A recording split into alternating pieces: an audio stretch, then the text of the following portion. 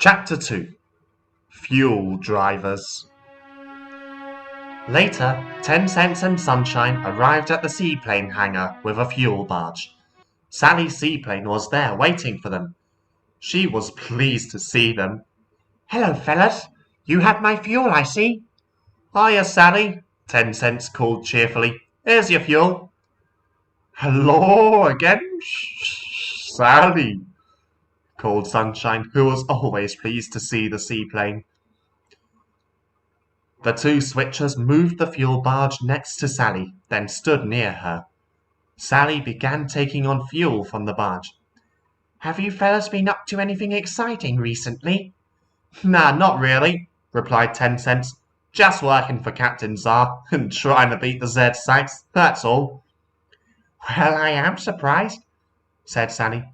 "You often get up to the most extraordinary mishaps." "Yeah, well, all I'd like is a nice normal life a tug can live," remarked 10 Cents. Sunshine said nothing. He just stared at Sally, smiling widely. Suddenly, the three of them heard a blast of a horn coming from nearby, and a large tug came into the seaplane hangar. 10 Cents, Sunshine, and Sally stared at him. They had never seen this tug before. He was very large, about the same size as Zebedee, and painted black with a number 2 on each side of his hull. What was very strange about him was that he didn't have a smokestack. "Excuse me," he said in a gruff voice to Sally. "Were you using that barge?" "Why, yes," remarked Sally, puzzled. "This is seaplane fuel." "Oh well, then it's no good to us," barked the strange tug. "I must find more fuel suitable for me and my friends. Captain Fuel and Gangster will be waiting." At last, Sunshine spoke. "Excuse me, but who are you? And where's your stack?" The big tug turned his head to look at the switchers.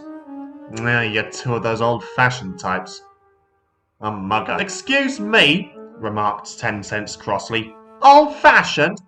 "That's right. You're dependent on coal. Well, me and the rest of my fleet run on fuel. That's why we don't have stacks like you. Well, when everyone sees how more reliable we are, you'll be replaced, no questions asked." "What?" 10 Cents gasped in shock. Mugger began to leave the hangar. "Oi, come back here!" 10 Cents called, but Mugger left without a word. 10 Cents, do you really think he and his fleet are going to replace us?" asked Sunshine worriedly. 10 Cents thought for a moment, then shook his head. "Nah. It seems to me that tug is just part of a new fleet in Big City Port. Captain Star wouldn't let them replace us." "Oh, good," smiled Sally. "I wouldn't like some other tugs delivering my fuel instead of you two."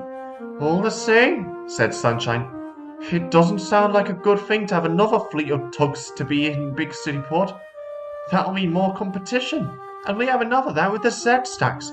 "Yeah, well, we'll worry about that later," replied 10 Cents confidently. "Come on, Sunshine, we got barges to deliver." "All right. See you same time tomorrow, Sally." "Bye, fellas," said Sally sweetly, as the two switchers turned away and headed off to their next job.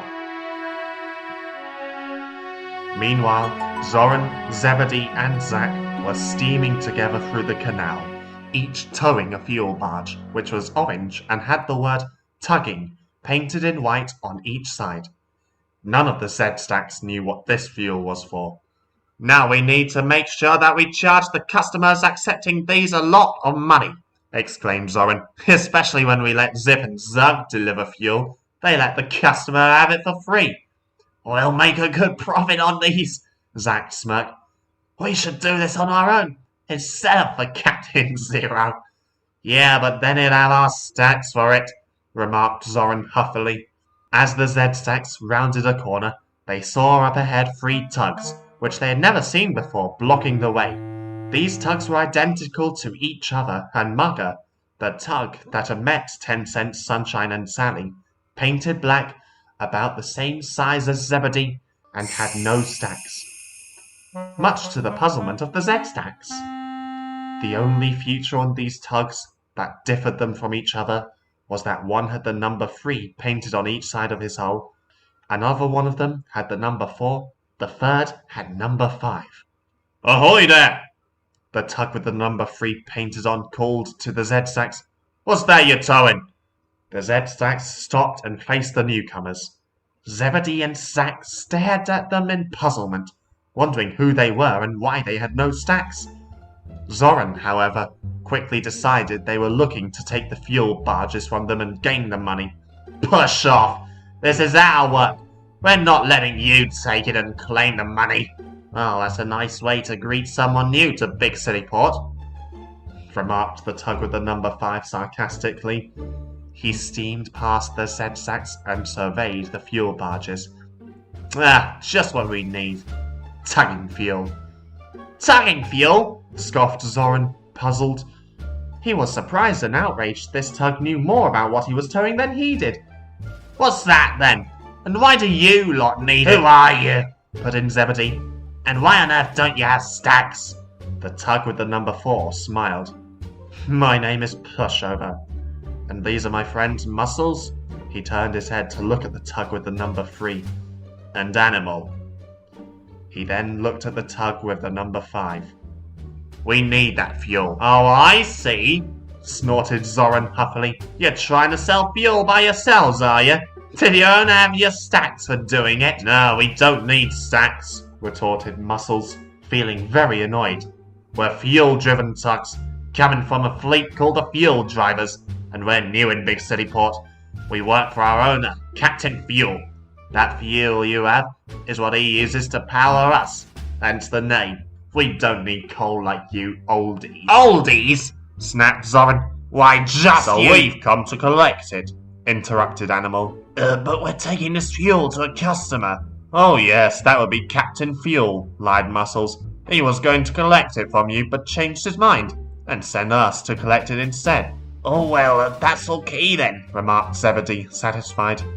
"I'm not sure," muttered Zorran suspiciously. "You're a new fleet, so that would make us rivals.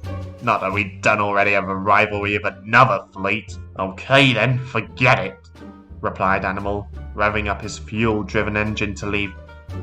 "But we would have paid a big price, and just in case you don't know, which we're sure you don't, tugging fuel is worth quite a lot of money." These words made Zorran's jaw drop. "It is? All right then. You fellas got yourself 3 fuel barges." So the Z-Stacks untied the tugging fuel barges from themselves, and the fuel drivers tied themselves onto each. "We'll pay you up later," exclaimed Pushover. "Right now we need to get refueled." The 3 fuel drivers began to steam off with the fuel barges. "So long!" called Animal. "I'm sure we'll see you soon," added Muscles. And the Z-Stacks watched the fuel drivers leave until they were out of sight. "Well," exclaimed Zebedee, "they seem a nice lot, and they'll be working here." "Yeah, but I'm still not sure we can trust them," added Zorran, still suspicious. "If they're working here, that means we'll be rivals, just like with the Starfleet. Besides, they did call us oldies for being dependent on coal." "True," remarked Zack, "but at least they're gonna pay us big money for the tugging fuel." Further up the canal, the 3 fuel drivers were laughing as they steamed along the canal with the tugging fuel barges in tow. "I can't believe those coal smokers fell for our ploy," snickered Pushover. "Yeah," added Muscles, chortling. "If they think we're gonna pay them, they can dream on." "We managed to get the fuel," put in Animal, laughing. "Captain Fuel will be pleased." "And so will Gangster. But this is only 3 barges. We're gonna need much more fuel than this. More than we need ourselves."